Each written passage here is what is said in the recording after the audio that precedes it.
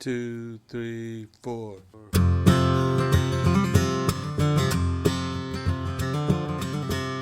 Hey, it's Trey Kay, and from PRX and West Virginia Public Broadcasting, you're listening to Us and Them, the show that tells the stories about the things that divide us. Nothing illustrates the us and them divide quite like politics. It's everywhere right now. And I've been wondering about what West Virginians are thinking and feeling as they consider their vote.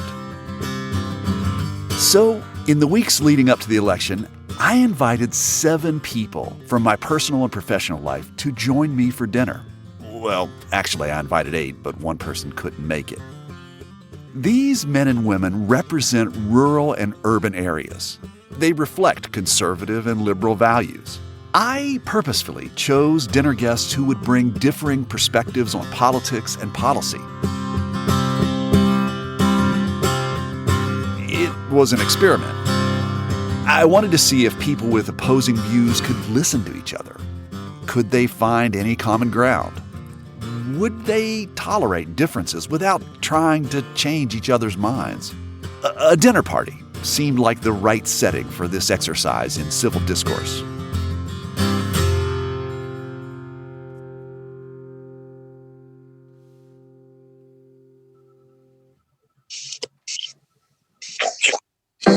Hi, I'm trying to correct this. I'm sideways. With everyone's health and safety in mind, I decided on a virtual dinner party. My guests showed up to a video chat, some with dinner in hand, for a bit of a potluck. I have lasagna. Can we see it? That's lovely. Now, Jay, can you show us what you have? Yeah. Tell us. I really like the can we see? See if I can get this in here. Right. Pinto beans, fried potatoes, cornbread, and stuffed Hungarian peppers. Oh, wow. Oh, Yum. man. Isn't that I great? think we're all jealous. Yeah, that looks great. Looks great. Joe Solomon, do I see a plate up there? Well, I brought some yogurt that was on sale at Kroger, and I put in some raspberry preserve because it was plain. Usually I just eat junk food and sugar. So this is like anti-inflammatory, so that felt like a good theme for tonight. Okay. What about you, Joe Slack? Dr. Pepper. Those are bringing it home tonight. You're just bringing it all out, Joe Slack. I asked my dinner guests to come prepared for contentious issues, but I made it clear we didn't want a brawl. No speeches or soapboxes, no winners, no losers, just conversation. We talked about weighty topics like race, politics, and the pandemic. I got the party started by asking my guests what it's been like for them lately. The pandemic has not personally been that bad for me, to be perfectly honest. I've been able to spend much more time at home and don't go out. Jay Gould lives in rural West Virginia. Jay says he's a registered Republican who's owned and operated mining-related businesses since 1976. I kind of pay attention to where I'm at, and if it's not necessary, I don't go out. And the positive thing about it, personally for me this summer, was my youngest daughter is military in Texas. And as soon as they could travel, they came up and spent 2 months with me this summer with my 4 grandchildren. And one thing I have noticed is everywhere I go, whenever I do go, everybody is practicing social distancing. They are where you are? Like, oh, yes. In all the stores and the restaurants and everything, everybody's practicing. Now, not everybody's wearing masks, and I don't wear one everywhere. But the distancing, everybody is practicing. I turn next to Joe Slack. Joe is a registered Democrat who lives near Jay Gould. Joe works on the West Virginia Turnpike Road Crew and is a community activist. I asked if he's also seeing mask wearing and social distancing in rural West Virginia. There's not so much mask wearing. A lot of people seem to be anti-mask, but I haven't seen a lot of trouble with people wearing them. They'll wear them when it's necessary, and when it's not, as soon as they leave the store, they take it off. And I do too. It drives me nuts, but I wear it because I don't want to get it myself and then give it to somebody else that can't fight it off. Right. But when you say anti-mask, can you describe who's anti-mask, and are they telling you why they're anti-mask? Just different people for different reasons. Some of them say they have breathing problems. Some of them say that the pandemic's been blown out of proportion. Some say that their rights are being taken away. And I don't feel that way about it. I think it's more respectful to other people to wear the mask so that you don't infect them. Well, it's interesting you say that. I think all of you know I kind of split my time between New York and West Virginia. I'm probably here and there equal amounts of time. At one point here in Charleston, I went to a party and I showed up with my mask, and the host said, "Are you really going to wear that?" So Steve, I haven't heard from you. Do you feel that people are taking it seriously here in West Virginia? Yes, I think people are taking it seriously. We have within our membership businesses, higher ed, healthcare. And so those are probably organizations and people that are more likely to be cautious about the disease. So where I go, I experience a great deal of mask wearing. That's Steve Roberts. He's the president of the West Virginia Chamber of Commerce and considers himself a fiscal conservative, but more centrist on social issues. He's been a friend of mine for about a decade, and we are both part of a Bible study group in Charleston.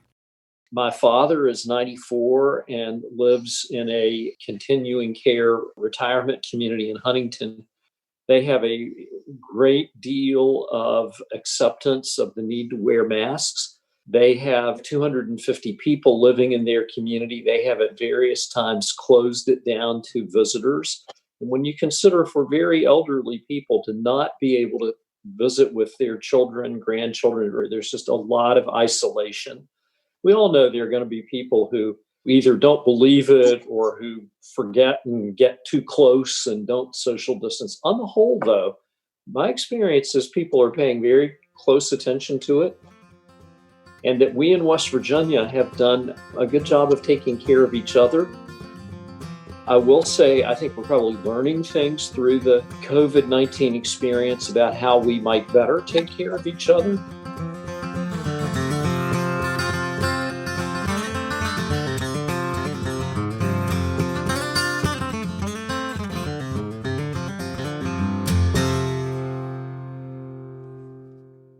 I wondered how my guests' views would resonate across the state, and I wanted to know whether their perspectives reflected larger trends. So we created a group of us and them commentators, a reverend, a talk show host, and a political scientist. 3 people who hear from or study a broad range of political perspectives. So they listened to parts of our dinner party conversation. A couple of the comments that were made were that some people feel that their rights are being taken away with requirements that they wear masks, and that other people might not believe in the existence or the danger of the coronavirus. First up, Professor Mary Beth Beller from Marshall University in Huntington, West Virginia. She says the mask conversation exposes why COVID has been dubbed a partisan pandemic. I think something that we have to be cognizant of is that we don't all get our information from the same sources. Very few people anymore read newspapers. A lot of people don't pay attention to nightly news. Cable news may hone in on different aspects of it. Not only that, but we have to keep in mind that a lot of people have gotten very mixed messages early on about the coronavirus. We live in this very tribal time. The politics are very tribal. This is West Virginia radio talk show host Hoppy Kercheval. And there is, as Mary Beth said, more of an inclination to find a safe media space that conforms to your belief system and stick with that, as opposed to opening yourself up to contrary views. So the masks quickly became political, And it became a political statement as to whether or not you would wear a mask. So it's not only a health issue, but it was a political issue, and it became even more politicized. And that's part of a larger issue of the environment we're in now with the media.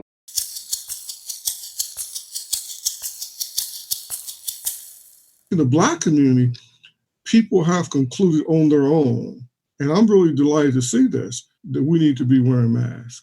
This is Reverend Matthew Watts. He's the senior pastor at Grace Bible Church in Charleston and the president and CEO of the nonprofit Hope Community Development Corporation. What's been missed there? There's a large number of people that doesn't trust anybody that's talking on television. Mm-hmm. They don't trust the governor. They don't trust the president. They don't trust the Congress people. They don't know the Dr. Fauci's and the Dr. Birx and all these high caliber medical and public health people. And a lot of times don't quite understand what they're talking about. And so this is what people are saying. They're saying that I don't believe these people care about me. In my neighborhood, people are getting shot, people are dying. No one really seems to care. I'm dodging bullets, I'm dodging crack cocaine, I'm dodging criminals every day. People are living in a dangerous environment of what they can see the danger. And others are trying to convince them of some invisible danger.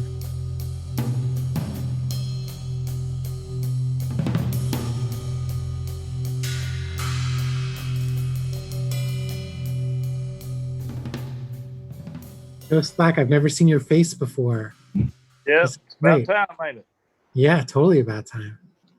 I like Trey's introduction of you as the squeaky wheel. Another topic of conversation for my dinner party guests focused on the question of state and national leadership during the pandemic. To some extent, I think we're just experiencing this, and we won't really know whether our leaders have done a good job until we're somewhere on the other side of this and we can get a perspective from more points of view and so forth. Again, here's my friend Steve Roberts with the West Virginia Chamber. What I do think is that our healthcare leadership has really sort of thrown it all at the pandemic. I think one of the things we've learned is we can afford to take on debt, particularly if it saves lives. I'm probably personally a little bit of a deficit hawk, but when it comes to saving lives and improving the quality of life, I think we can afford it, and we would be glad we invested in it. I would view it more as an investment. There's good debt and there's bad debt, and I would view medical research as good debt. Felicia, what do you think about leadership that we've experienced during the pandemic? Again, both nationally and locally. As a business owner, we've had to make sacrifices. We had to switch on a dime. Felicia Bush is a therapist and victim advocate in Parkersburg. She's a registered Democrat. I appreciate the leadership of the governor of West Virginia. I think that he made important decisions when he needed to make them, and I think he kept people safe. I do not appreciate the leadership on the national level. I think it is a disaster and a disgrace and an embarrassment. And just a shame as more and more things come out. I'm one of those people that whoever is the president is my president, regardless of whether I voted for them or I didn't. And I want them to be presidential. And I'm always looking and hoping for something to grasp onto. I think many of us, that's why we need leadership, somebody to grasp onto in hard times. Karen Cross? I think the governor did a great job. Karen Cross spent much of her life in West Virginia, but now lives in the D.C. area. She's the political director for National Right to Life, a group advocating pro-life positions for all stages of life. Karen says she's politically independent and typically votes Republican. I also appreciate that President Trump made some calls early on with this to shut down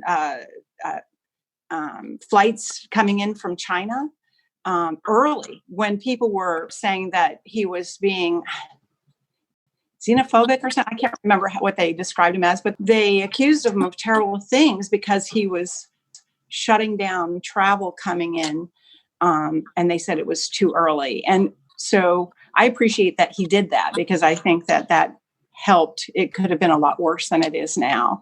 And of course, he was, along with all of us, depending on medical personnel and scientists and others, to try to figure this thing out and navigate it. And I wouldn't have wanted to be in his shoes. But I think that some of the decisions he made early on, when others were focused on impeaching him and doing things that at that moment, if you look at it in light of coronavirus, it paled in comparison to what was going on in this country, or about to happen. So I appreciate that he did that.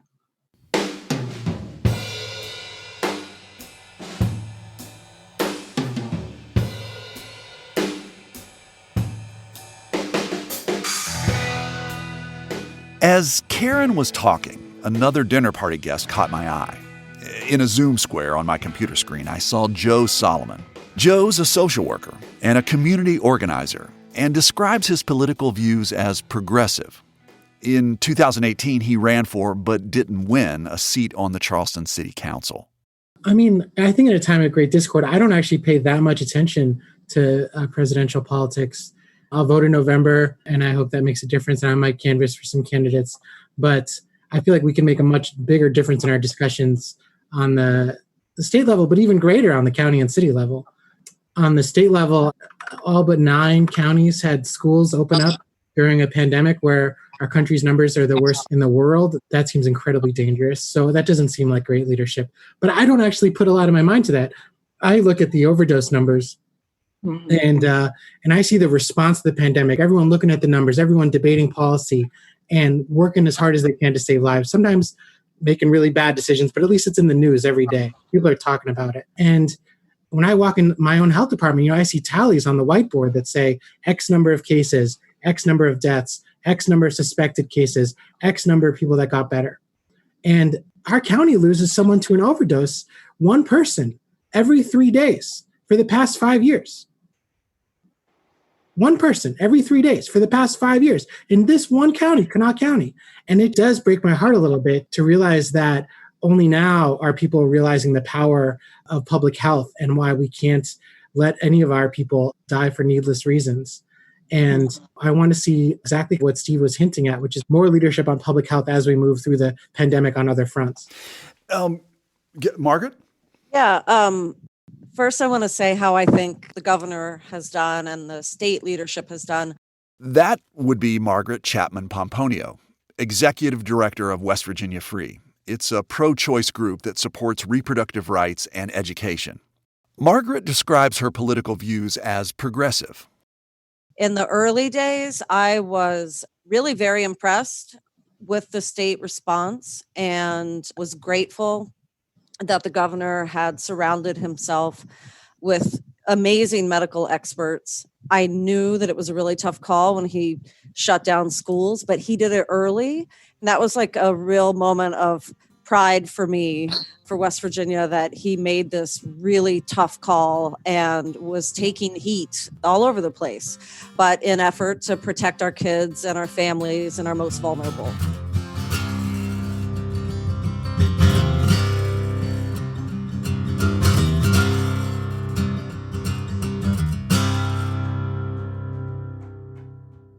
Well, I hear generally positive remarks about how Justice and his team have handled this, and I would concur with that. I think they were on it early and made good decisions early and difficult decisions early. And then as you go along, you get new information and you make new decisions. Hoppy Kercheval is sometimes called the Dean of West Virginia Broadcasters. His talk show focuses on state politics. The president, I think, people react to how the national leadership is probably influenced, and I'm not diminishing their views, but probably influenced also by their politics. And if you like President Trump, then you're probably going to give him credit for how he's handled it. If you're a critic, you're probably going to be not very happy with it. I personally feel that his leadership has been inconsistent and, frankly, at times misleading. And there were times when you had the governor of the state saying one thing and then the president saying something entirely different, which I think added to the confusion of people. Right. Professor Beller, what do you think about the perspectives that you heard?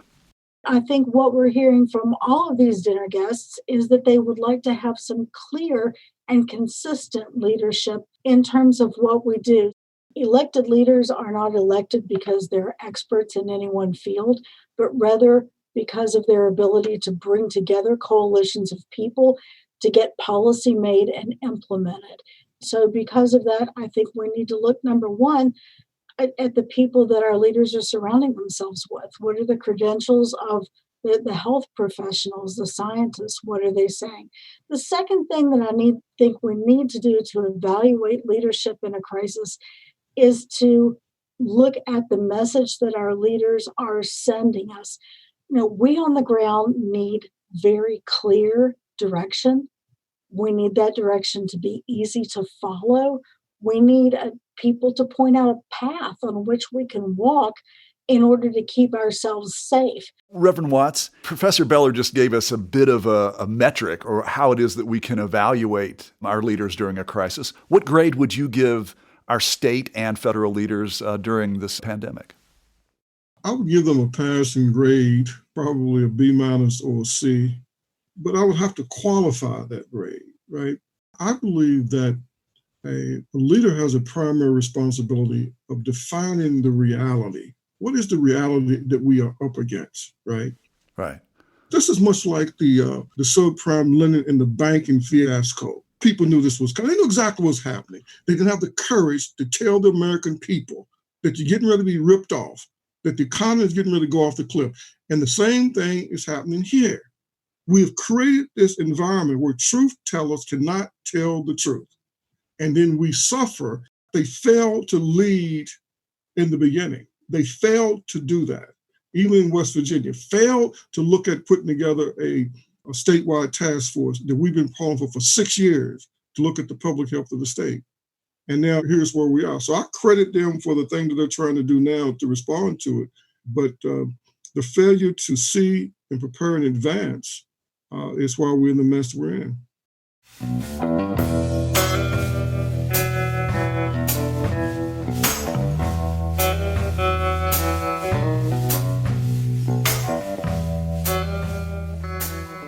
Coming up after a break, my dinner party guests share their thoughts about the nationwide protests, policing, and race in America. That was my worst fear come to life, that he was going to lay his head down in a room with a racist. There's bad apples in everything. These people have the right to peaceful protest. They have every right to do it. President Trump has said on a number of occasions that he could stop these riots in a day in the cities, but he wants the mayors to invite him in, and they're not wanting him in. That's coming up after a break.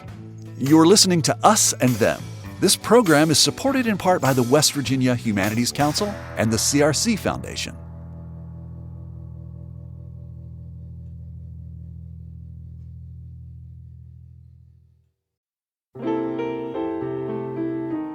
In difficult times, music gives us peace, brings us together, and helps heal us.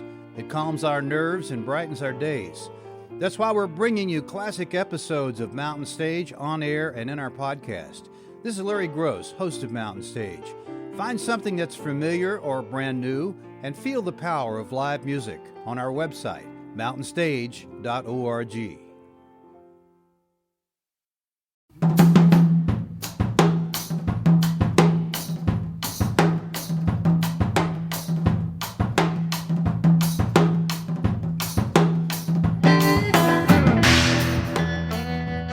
Hey, it's Trey, and this is Us and Them from West Virginia Public Broadcasting and PRX.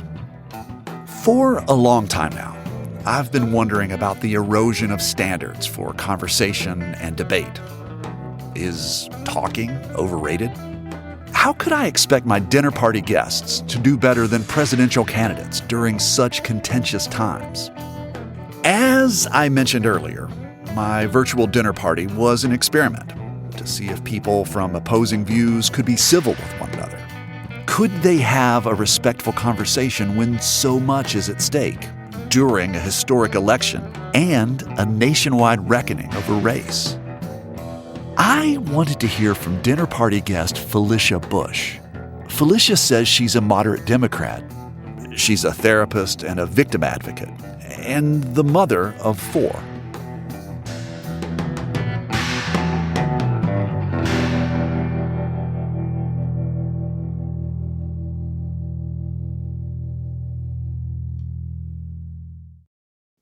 Felicia, Yes. you and I know each other from the episode that we did on Us and Them called The Black Talk. And that was an episode where African American families sit down with their teenage kids and talk about what happens if they encounter law enforcement. Right. COVID is a big issue right now, but so is all the things that are going on with racial inequities, et cetera. Right. Where were you and what did you think of when you heard about the killing of George Floyd? Well, I was at home and my son ran in and said, "You're not going to believe this." And he turned to the news. And I couldn't believe what I was seeing. And I thought, this can not be happening in front of me. So it was heartbreaking. You know, the talk I've had with my children on how to keep yourself safe. Don't resist, be respectful, do whatever you're told to do, etc. I also spent half my career with law enforcement. I'm a victim advocate, which means I work closely with law enforcement and prosecution, and I have huge respect for them. And so it has been just devastating to witness. You can't answer your child on how you can be safe. There's nothing I can say that's going to keep you safe. Not when people are motivated by their own fear and rage and whatever inequities they believe that they have experienced, that they can enact on you. After the George Floyd killing, there have been a lot of protests.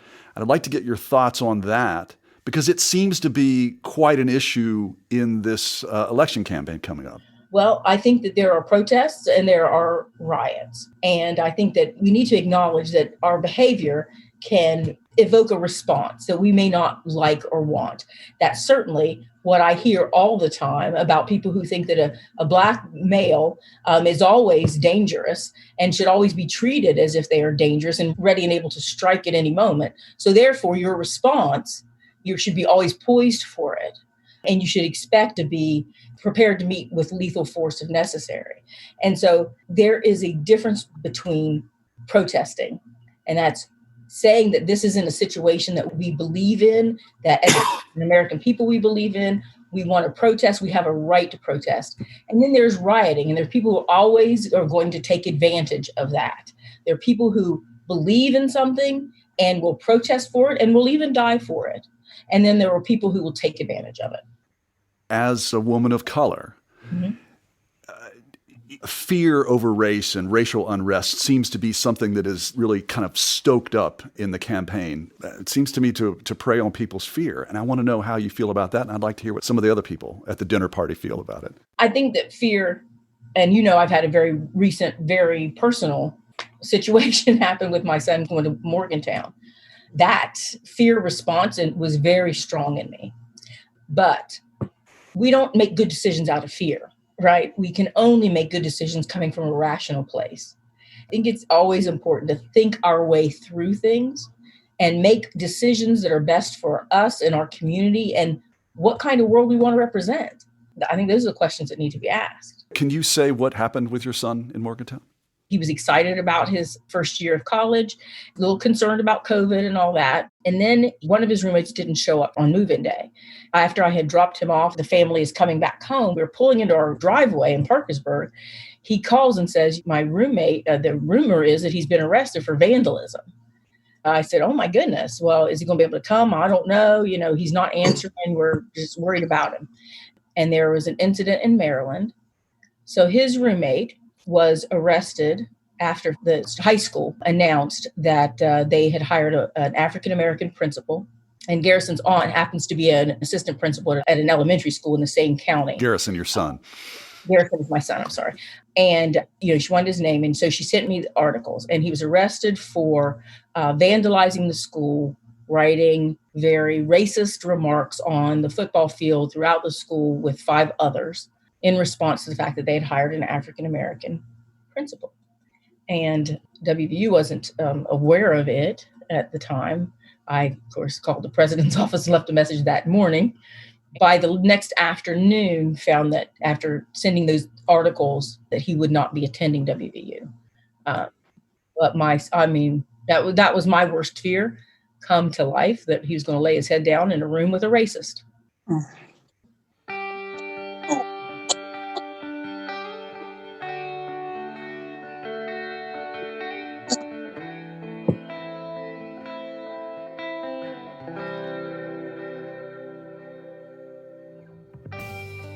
Sending it to the rest of the room, the protests that we're seeing in Portland, Minneapolis, in Kenosha, Wisconsin, I guess as I watch TV and I see some of the political campaigns, it almost seems as though there is a fear that that's coming to a neighborhood near you, or Joe Slack, maybe a hollow near you.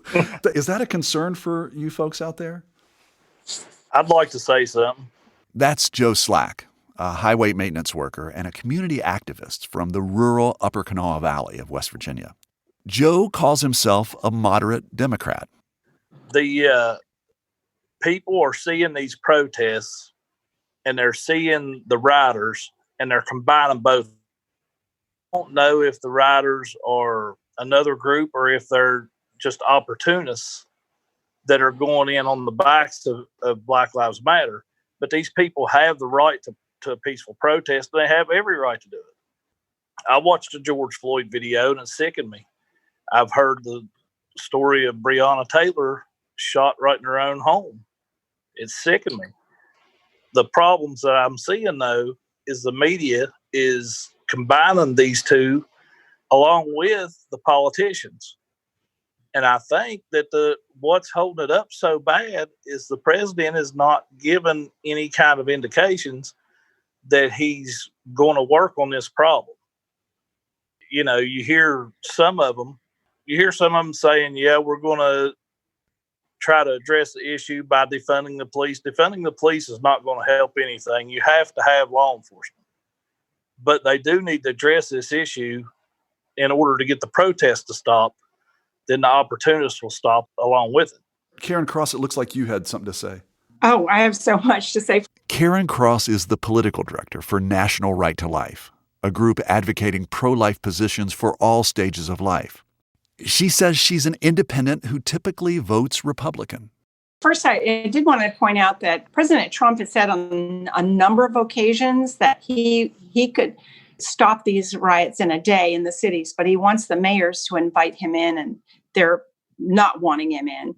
These are Democratic mayors in some of the cities. And, you know, in Wisconsin, they did go in and they did stop it pretty well. With the police situation, it's a leadership down.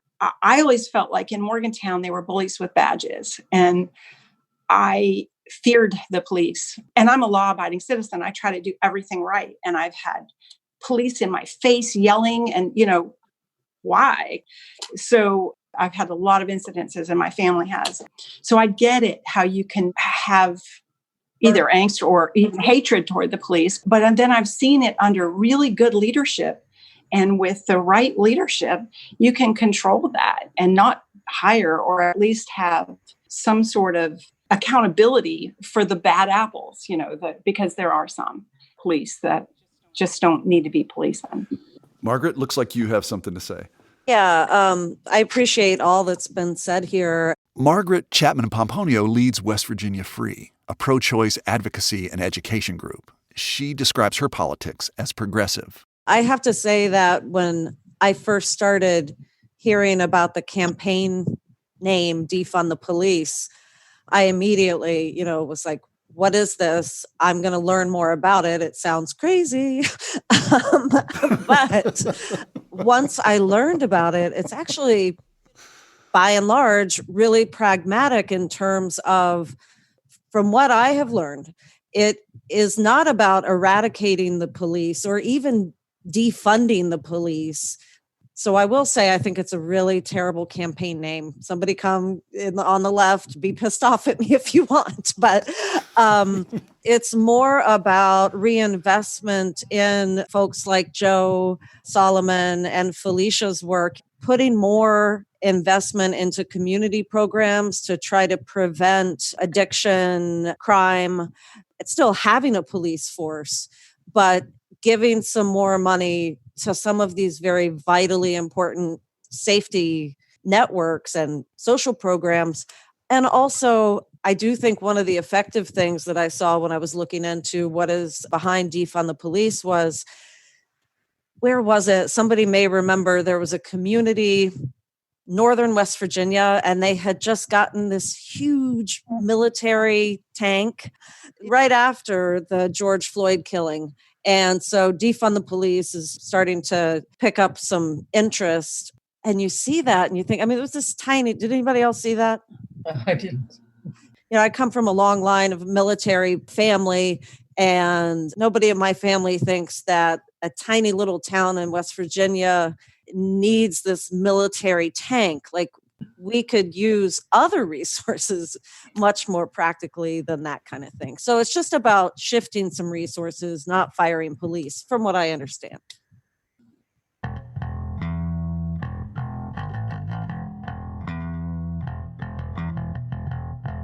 The conversation turned back to George Floyd.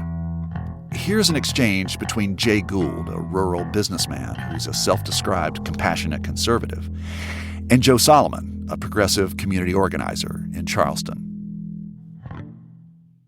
You were talking about George Floyd's death.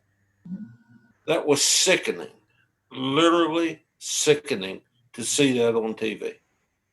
It soured your stomach to watch it. But there's bad apples in everything. And he should have been removed from what I've read about. How many bad apples until the casket is rotten? Well, he should have been removed years before. Yeah, sure, but so should many other. There was enough problems with him to have removed him years before, from what I understand. I mean, it's been going on for decades, and then Jim Crow before that, and then it was yeah. There's just I'm very aware of it, and it's. There's a lot more to that than just the George Floyd, and there's more to it than police brutality. That's West Virginia Turnpike worker Joe Slack. I've talked to people that have wanted a fair shake, more level playing field. I've talked to a man who said he wanted that if he could do something, he would take the race boxes off of job applications. I've heard people say that they're confined to a certain area, to living in a certain area because of their skin color. And there's nothing right about any of that. Mm-hmm. I've even heard a man say, I want my dad to live where the white folk live. Is that a person of color? Yeah, and lived in that area his entire life. And he wants his dad to live where the white people live because he feels like that it's not as oppressed, that there's more benefit to it. And, this is a man that's not, he's not a racist. He just wants his dad to live more comfortable. And he don't feel like he can do it in the area he lives in because it's predominantly African-American. And I can see his point. So it goes beyond the George Floyd thing. And that's why I believe if the president would come out and say, listen, we're going to do something about this. We're going to sit down and try to figure this issue out and at least come at it with a constructive idea, then I think it would settle down.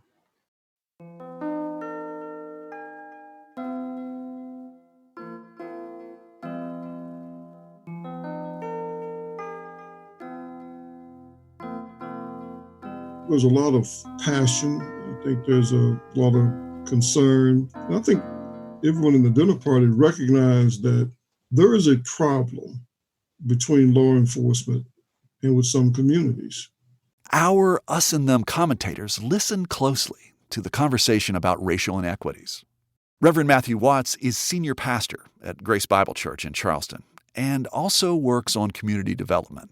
If the COVID-19 exposed all these challenges that we have, and then everything's exacerbated by the George Floyd and Breonna Taylor killings, and now this racial animus has emerged on the scene, and it's a cauldron, and it's really kind of boiling like maybe never before, certainly not since the 60s. So what is our response to it? What's not going to fix it is more conversations about race, because we've been having them for 401 years. What's not going to fix it is just mere conversations about reforming police, because I don't think it's possible to reform police. It's going to come from reinvesting strategically in these places. The change has to do with investing in the places that are heavy policed and trying to address some of the underlying issues and conditions that exist in those communities among the residents, families, children that live in those places. Professor Beller, do you have something to add to that? Quite a bit. Mary Beth Beller is a political science professor at Marshall University in Huntington.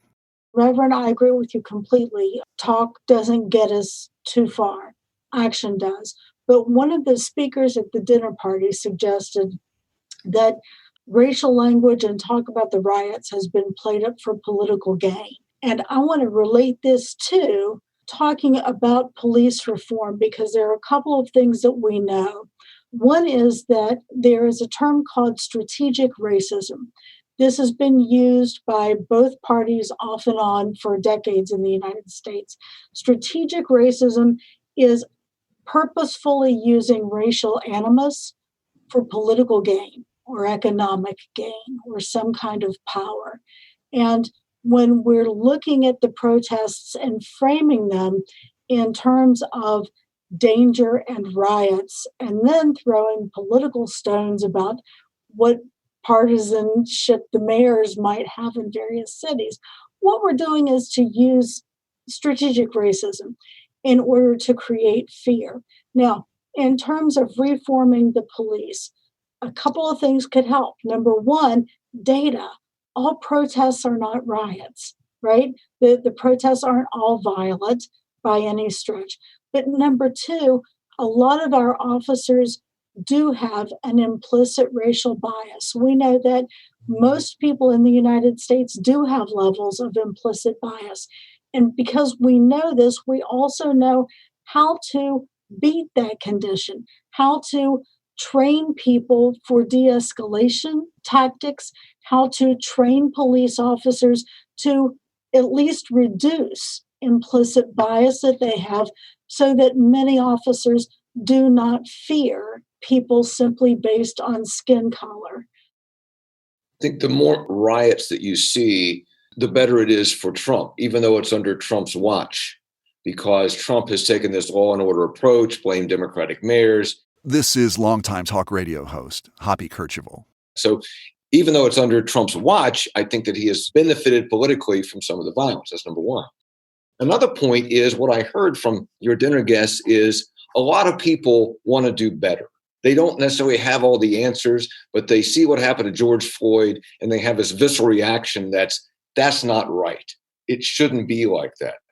And in this point, I think I disagree with my other two cohorts here just a little bit, because I do think the dialogue is important. Because if we can have conversations and we can do it in a way where we're not terrified of saying the wrong thing, then I got a better chance of understanding you and you got a better chance of understanding me. And that's very granular. That's not for massive change, but that's change on a personal level, which is absolutely critical. I'm not saying that dialogue and conversation is not helpful. I get paid to talk. I hope it makes some difference, you know what I mean? Once again, Reverend Watts. What I'm trying to suggest is it's not the absence of dialogue that's our problem. It's the absence of actions. We think we've done something when we've had a conversation. It's helpful and we might feel better, right? The problem is not the individuals. The problem is the institutions. Individuals get along pretty good. Black and white people get along pretty good. It is the institutions that control the power and that control the resources and that determines how things are allocated and what policies are implemented. That's where the problem is. And people of goodwill often don't use their power to actually change those institutions.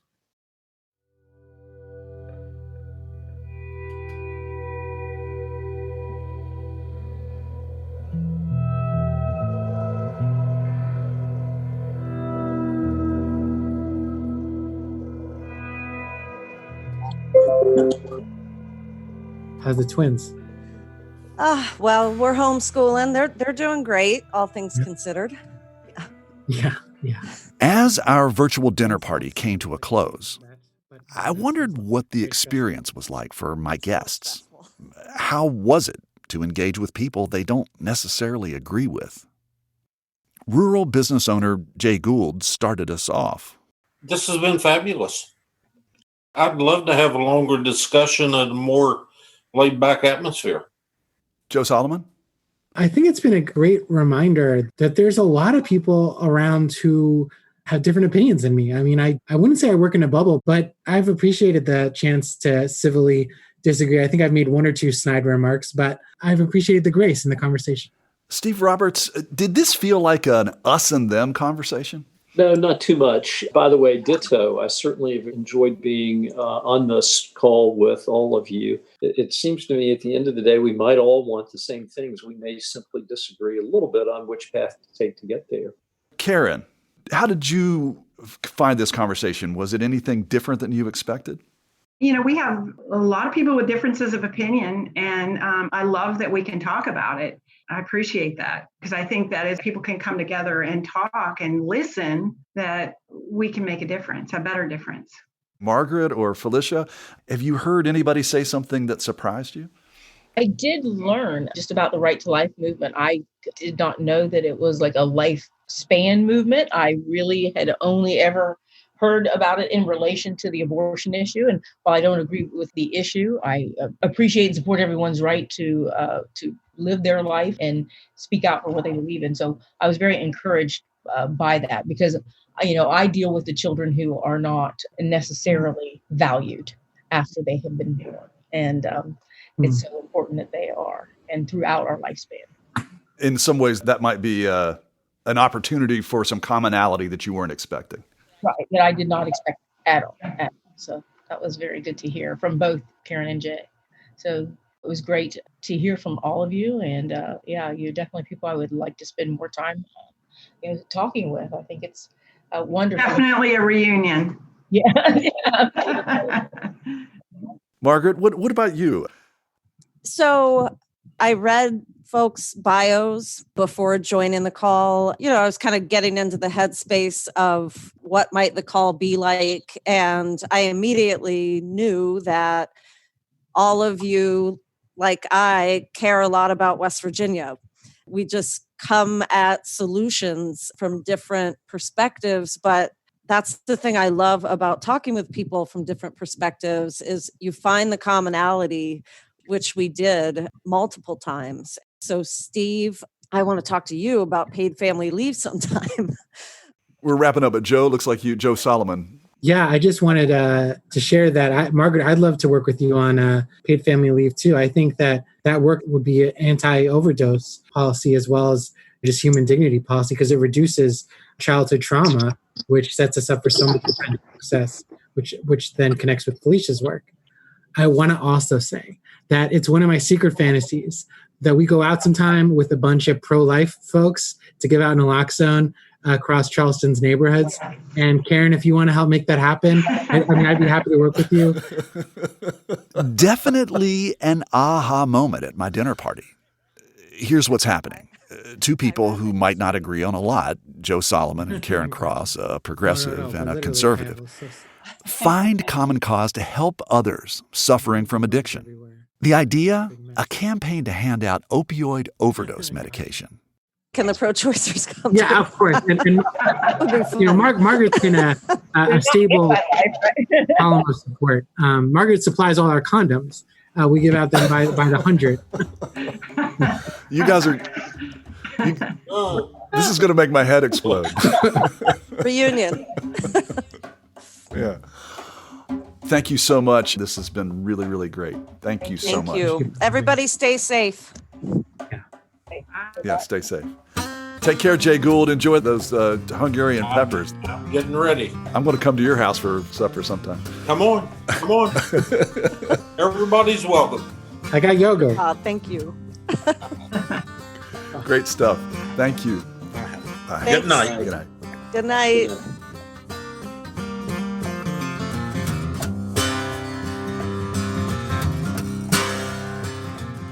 It's interesting that we express shock or surprise that at the end, it's like this group has this commonality. Maybe we should get together and this happy exchange. And I thought that was very positive. And you know what that was? That was real.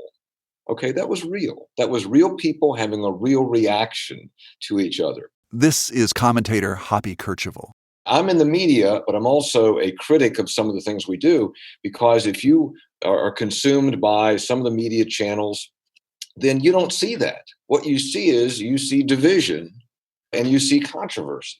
The example I always give is, let's say that on a channel there was a debate and they had person A and person B on to have this furious argument. Do you ever hear person A say, that's a good idea. I never thought of that.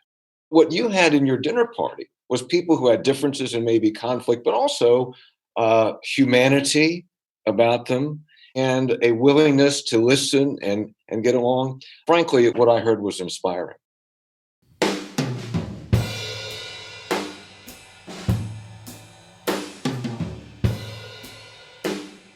I agree with Hoppy. The tone of our virtual dinner party was nothing like the divisive, combative political exchanges we've become used to. It had none of the negativity and polarization. It feels like we're spoon-fed 24 hours a day, 7 days a week. My goal with Us and Them is to foster respectful, compassionate listening, to hear another view with an open mind and an open heart. And that's what happened here. If you enjoyed listening to the dinner party, stay tuned for dessert. I'll invite my dinner party guests back for another virtual gathering after the presidential election.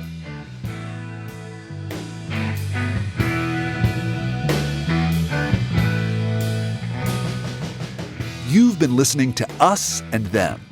Our team for this episode is me, Trey Kay, Marisa Helms, and Kate Smith. Special thanks to my dinner guests, Felicia Bush, Margaret Chapman Pomponio, Karen Cross, Jay Gould, Steve Roberts, Joe Slack, and Joe Solomon. I commend and thank each of them for sharing their opinions and respecting those with whom they disagree. And a big thank you to our commentators for this episode, Mary Beth Beller, Hoppy Kercheval, and Matthew Watts. Michael Lipton and Tristan Lozow wrote and performed the Us and Them show music. Mark Lerner designed our logo. Lelena Price provides us with images for the web. The marvelous people at PRX and West Virginia Public Broadcasting make Us and Them possible. So do grants from the Corporation for Public Broadcasting, the West Virginia Humanities Council, and the CRC Foundation. Us and Them was originally developed with assistance from the mentorship program at AIR, the Association of Independents in Radio. We'll see you next time on Us and Them.